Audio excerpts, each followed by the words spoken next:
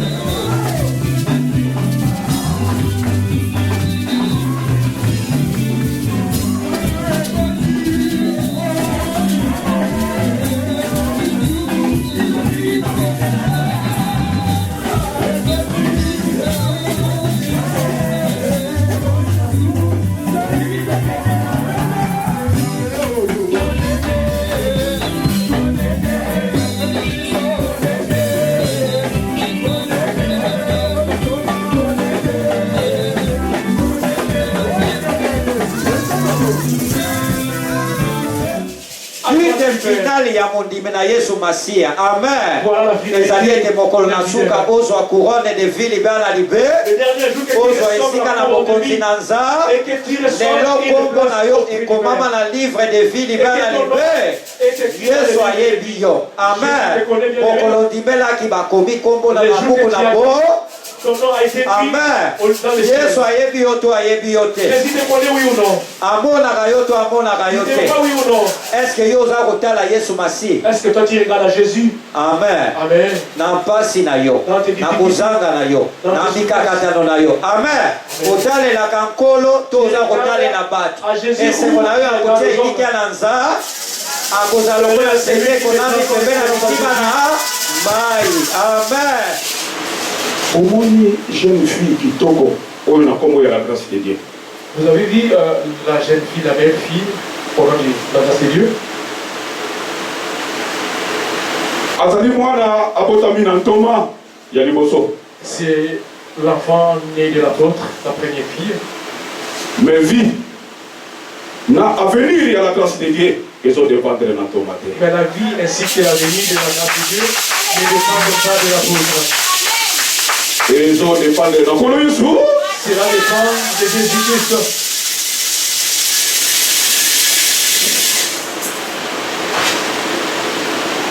Oyebi koyamba molimo mosantu te soki mokambi azokamba yo yebo kaza na molimo mosantu te. Tu ne peux jamais recevoir le Saint-Esprit si c'est lui qui te dirige, n'a pas le Saint-Esprit en lui.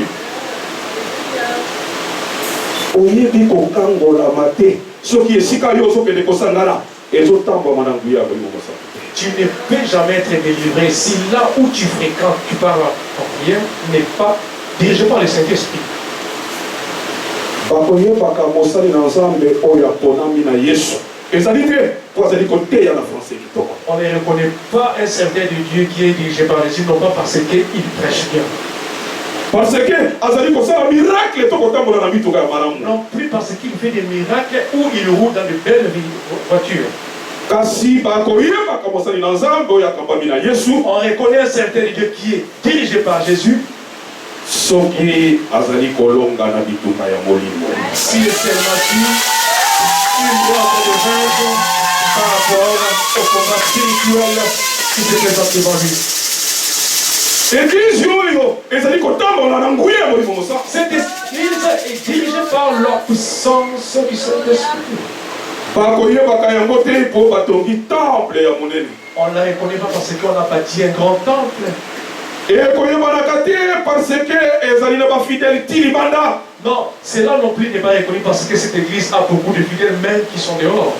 Kasi église oyo ekambami na nguya na Nzambe. Mais l'église qui est dirigée par la puissance de Dieu, bakoyebaka yango soki ezali kokoka kobongola mitema ya bato. elle est reconnue si et seulement si cette église arrive à changer les vies des fidèles. Bakoyebaka yango soki ezali kokoka kobongola milimo ekobotola milimo ekangami na maboko na Satan. Cette église est reconnue si et seulement si elle arrive à arracher les âmes et qu'elle est accaparée.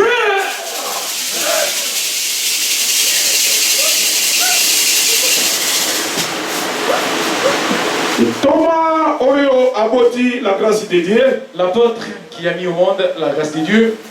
Soki Nzambe nalola ayebaki yete. Si Dieu du ciel ne les connaissait pas, mbele lelo azali na bino na bomoi te. Aujourd'hui il n'allait pas être vivant devant vous.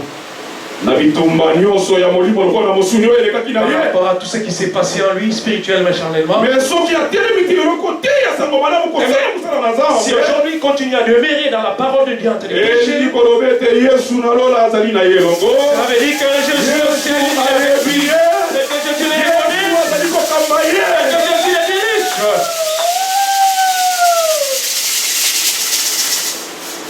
Mais quand est-ce que vous souhaitez que Jésus azali na kati na yo, to azali na kati l'église? Et quand est-ce que toi tu discerneras vraiment que quand Jésus est à toi et à l'église? Masia atikala lisusu na mosuni te, atikala kaka na molimo. Jésus, charnellement, tu ne peux pas le voir. Spirituellement, oui, il est là. Yango moni ava kende atika ki baumbu na ye. Avant qu'il ne parte, il a laissé ses disciples. Mais asuka kikaka na bapierre bajante tilelo aponaka bato. Il ne s'est pas limité à Pierre et Jean. Jusqu'aujourd'hui, il continue à choisir ses disciples. Mais atako ezali yo kosambela na Kristo ya molimo. Et même si tu pries dans l'église spirituelle, yango te ezali assurance komema yo mboka. Ce n'est pas ça l'assurance qui t'amène au royaume des cieux. Yango aye koyebisa yo lelo. Il est venu te rappeler, bien-aimé. Ata mokambi azali boso azokamba yo. Même les responsables qui sont devant toi qui te dirigent ne fondent pas ton espoir. Non pas à l'homme. Non pas à ton père. Ton espérance à Jésus-Christ.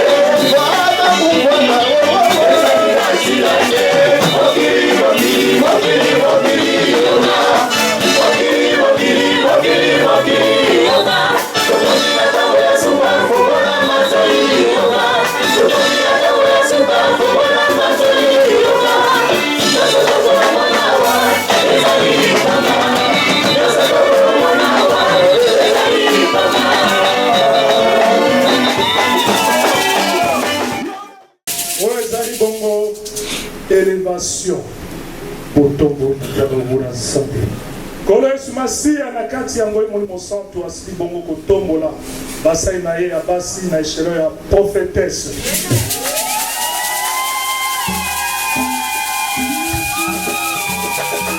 Ezali basali baye diaconesse Bolé Fatede.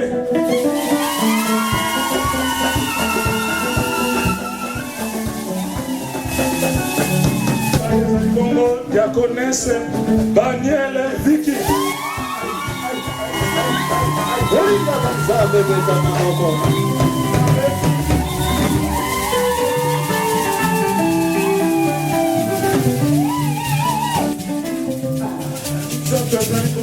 Diaconesse Mavungu Marie-Louise.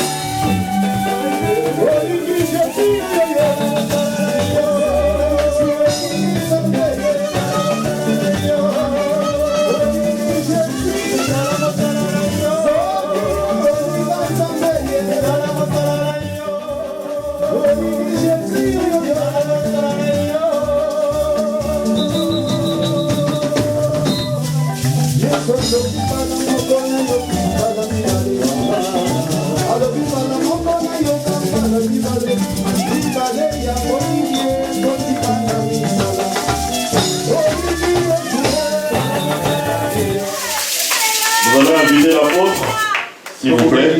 Thomas, Qu'on a mis sa papa. tes enfants, Bilingue. les jeunes, Papa sa papa, maman fololo. Maman, qu'on a mis ça. maman, que le Seigneur pardonne. Venez les enfants. Oui, il est dit.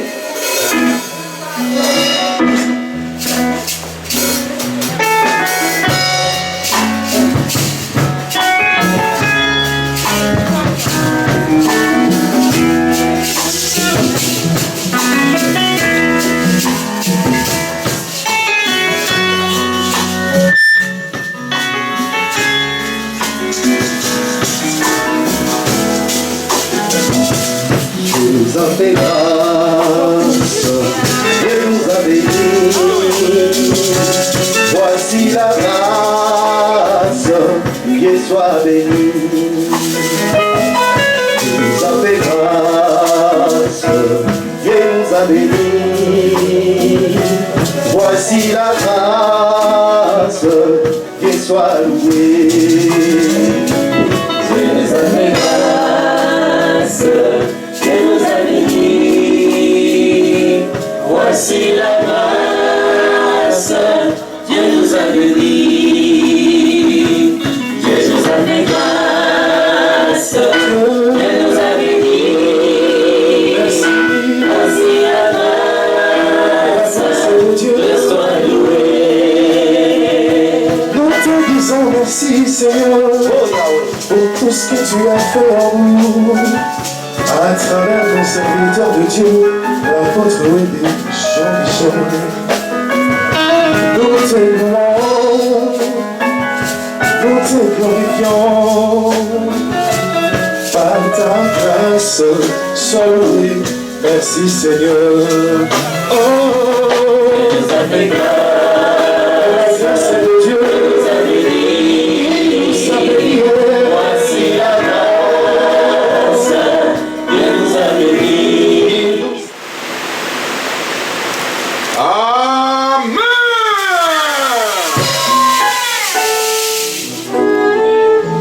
soki Yesu a visité yo te ezali pasi mpona kolanda ye.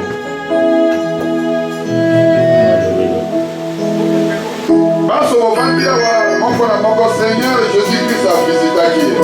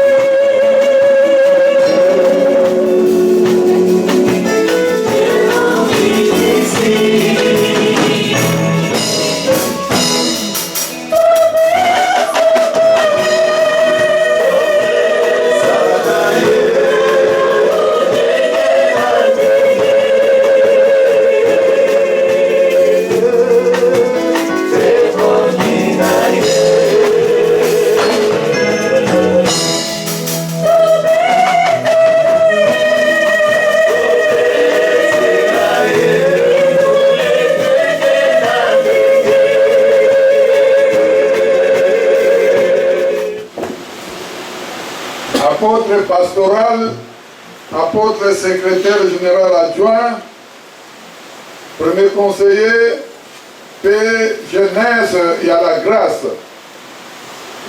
Bantoma, prophète, prophétesse, docteur de la loi, évangéliste, pasteur, diacre, diaconesse, disciple mibali lokola ya basi, masanga nyonso, bilenge bayembi,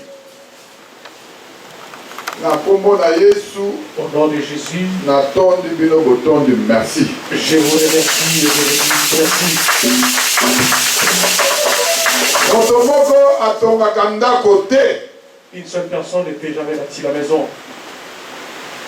Maçon azali, électricien azali, il y a un maçon, plombier azali, il y a un plombier, charpentier azali, il y a un charpentier, un électricien, pour que ndako etongama. pour que la maison soit bâtie.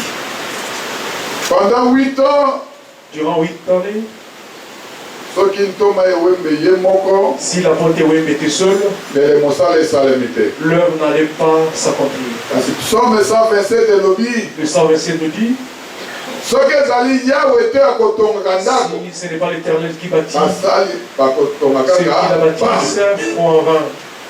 Soki ezali Yawe te akobatelaka mboka, Si ce n'est pas l'Éternel qui garde, bakengeli bakokengela kaka. c'est pareil, il est fort en vain.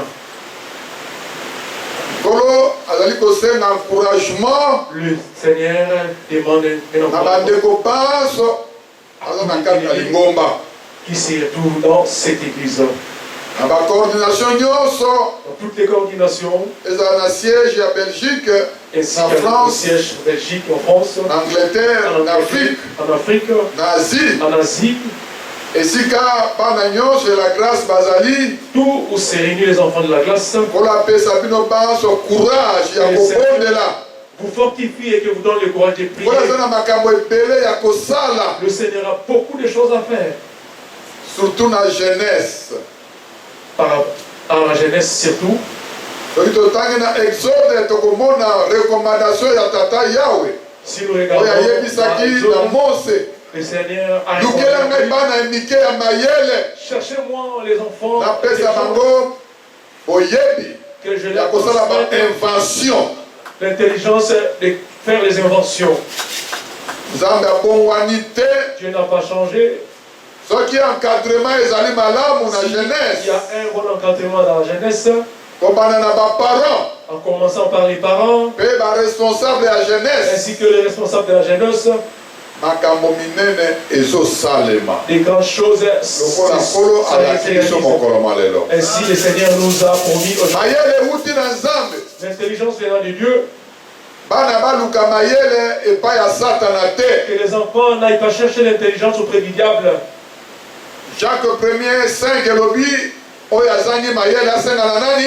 Jacques nous dit, celui qui manque la sagesse n'a qu'à demander à qui? Oyo azangi mayele asenga na Nzambe. Il n'a qu'à demander à Bana Dieu. classe banso Tous na à la niveau classe, nyonso dans tous les niveaux, asenga mayele epai na Nzambe.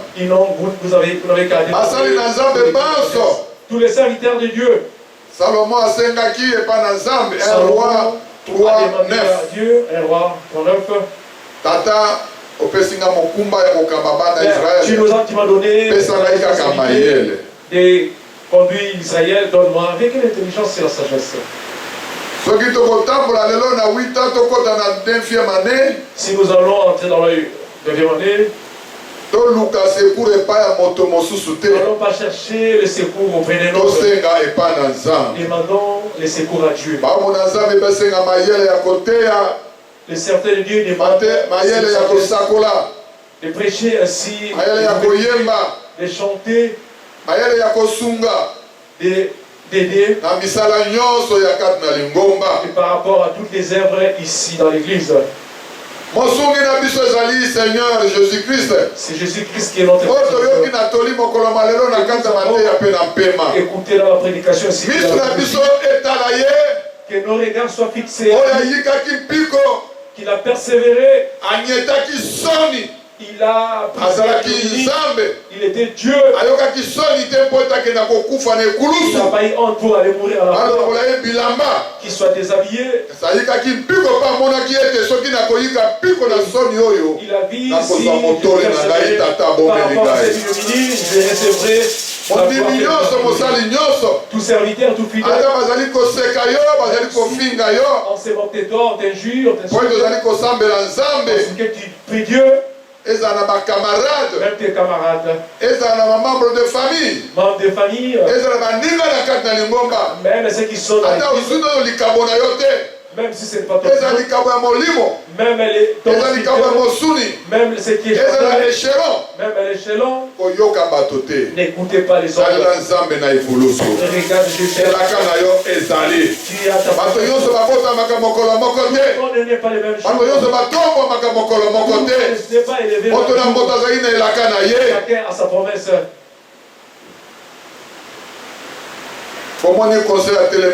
Vous avez vu les conseils qui étaient. Voilà le début de la prière. Les jours qui montera à la table, il ne sera pas. Il prêchera.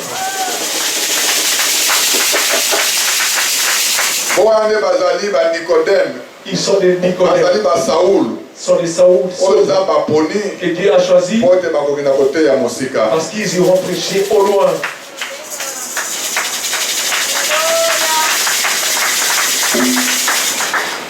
Pour encourager, le Seigneur encourage les choristes. Nuit et jour, qui ne se fatiguent pas. Ce n'est pas le Seigneur Jésus-Christ de Nazareth. le Seigneur Jésus-Christ dans la salle.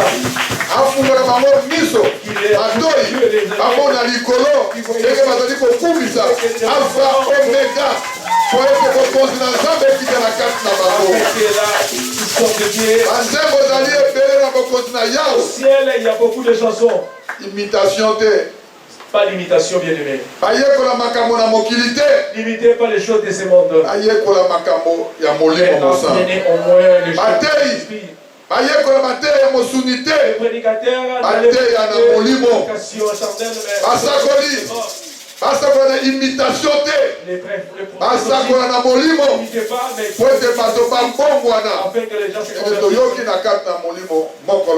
que nous avons écouté spirituellement. Que le Seigneur a souhaité une bonne fête, courage, obéissance.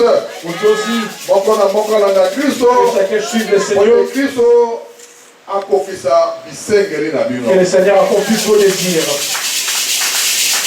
Yahweh Tata, Dieu le Père.